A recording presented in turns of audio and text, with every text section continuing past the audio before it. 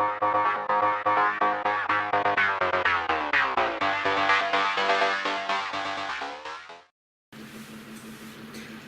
guys, Rob from the Off-Grid Tiny House.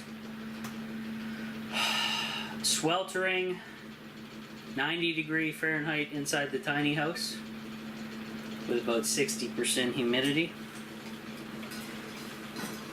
Everybody worried about me losing weight. I was getting a wish for sure.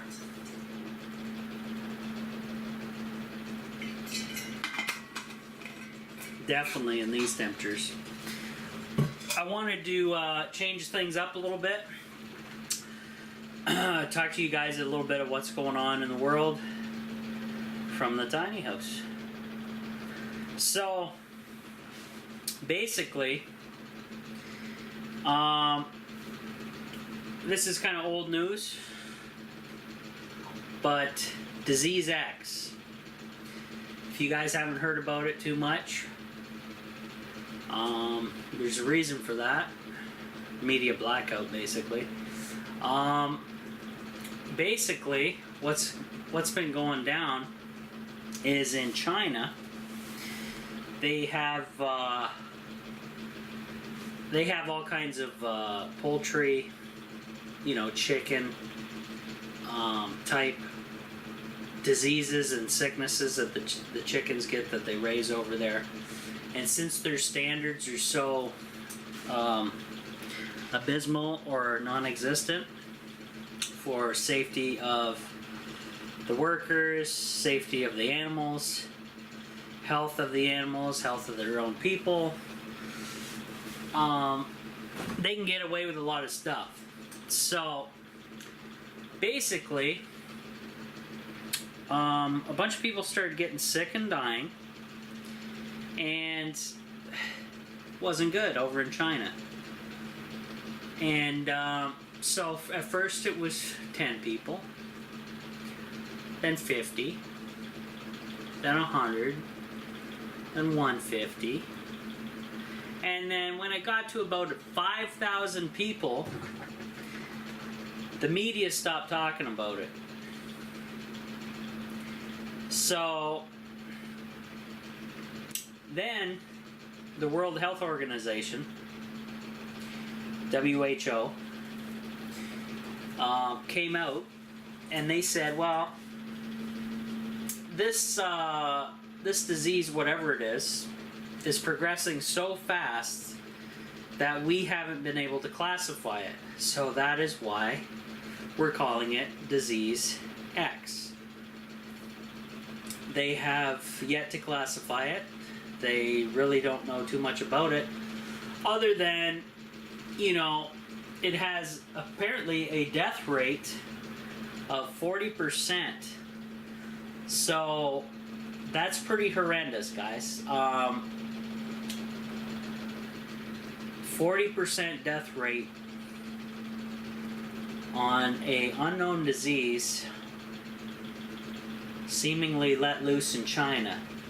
Now, from the sources online that you can research, most people are saying this is not a natural disease that just came about. This is not how mutations happen. They do not happen this quickly. It takes, years sometimes, etc., etc., etc. So, excuse me while I take some water. Fluoride free.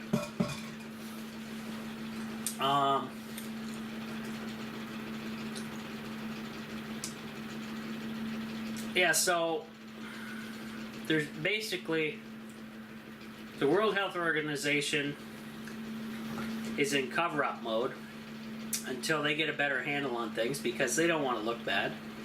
They're the World Health Organization, right? They're in charge. They're the #1 go-to.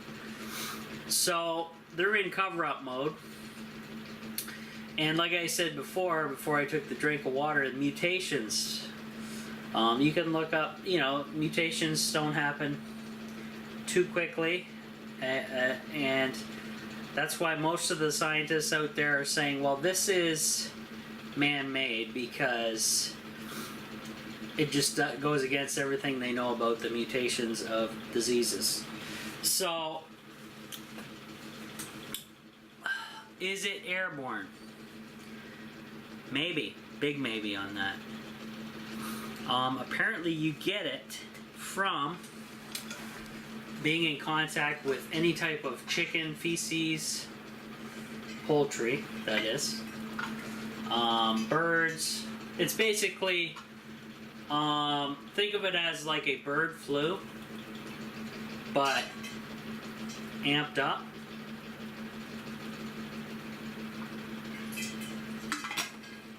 Now, we don't know what China's doing at this point in time to, other than cover it up, but cover it up out of the news. But as far as treatments, as far as quarantine, blah, blah, blah, blah, blah, right? So, yeah, this is one of these deals where if a bioweapon's released, guys, and we're thinking this might be some type of test, real-world test for a bioweapon of some sort, by one of the people that are too stupid with too much money and think depopulating the earth is a good thing. Those people are probably behind this. Now, a lot of stuff comes from China. Everything's pretty much made in China nowadays. Are you worried about, is this thing going to come over on maybe a eBay order or something you guys order from off online there? How are you guys preparing? I did look up preparedness for this type of situation, and it's not good. You need a full-on, full-spectrum biosuit with your own oxygen. Well, you can get away with the oxygen filter on your masks, but how long do those last, and how long is this situation going to go on? There's all kinds of variables. Basically, if it's airborne, you want to get your eyes covered somehow. Glasses like this will not help you very much because there's, it's open to the air.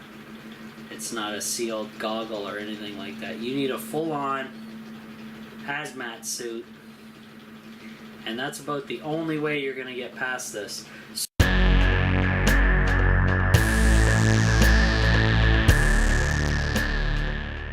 So, since nobody can afford those type of options, I'm going to say very little people, the best thing to do is load up on colloidal silver.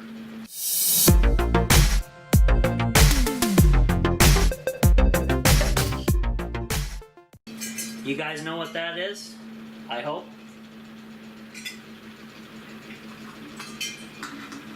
If you don't, Google it. Buy a bunch of it.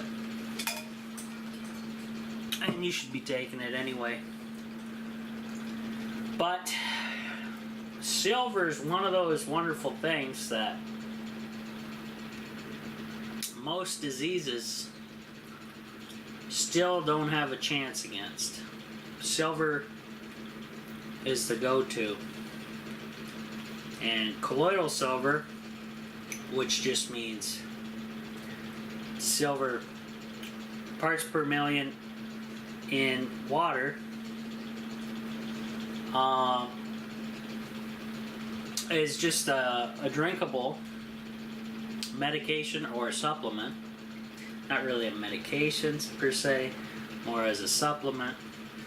But a lot of people have had killer flus, viruses, and the prescription drugs that you get from the doctor just doesn't knock it out fast enough.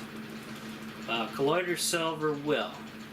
I'm not telling you, I'm no health professional, so that's my disclaimer. You do your own research, but I'm just telling you what I've learned online.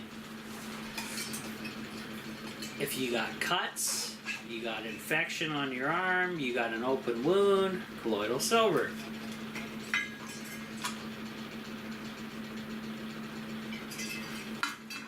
It disinfects like nobody's business. And what I did learn is don't drink a whole ton of it because you'll damage your liver. So if an outbreak happens like it's seeming to be, but we don't know anything. There's cover-up going on, guys. It's the usual MSM garbage. Let's worry about a bunch of crap we don't really care about while this is going on in the background, and everybody who's in the know is in full panic mode. Right? So we don't know what's going on. It's out of our hands. But to prepare, I would suggest colloidal silver. And also check your preps. If you're not a prepper or don't know what that is, Google it as well. Basically, it just means stock up on supplies, tools, gadgets, whatever to make your life comfortable in a long-term situation where there's no power, there's no water coming out of the tap, and you're on your own. You and your family are on your own. I would highly suggest top up on add some extra water to your water storage, extra food, extra medications. Colloidal silver would be definitely at the top of that list. A few bottles, maybe more of that, etc., etc. Not to fearmonger, panic you. It's just insurance in case something happens. It's not that much money to do, guys. You can go to your local dollar store, get a bunch of food and water put back for a joke level amount of money. Basically $1 a piece per item or less. So there's no excuse, really.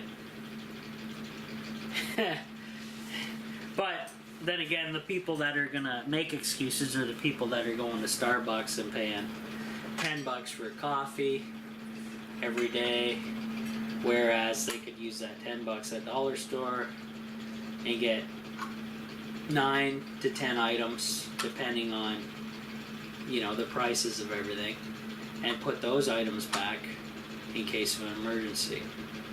Forgoing the almighty coffee. Ooh.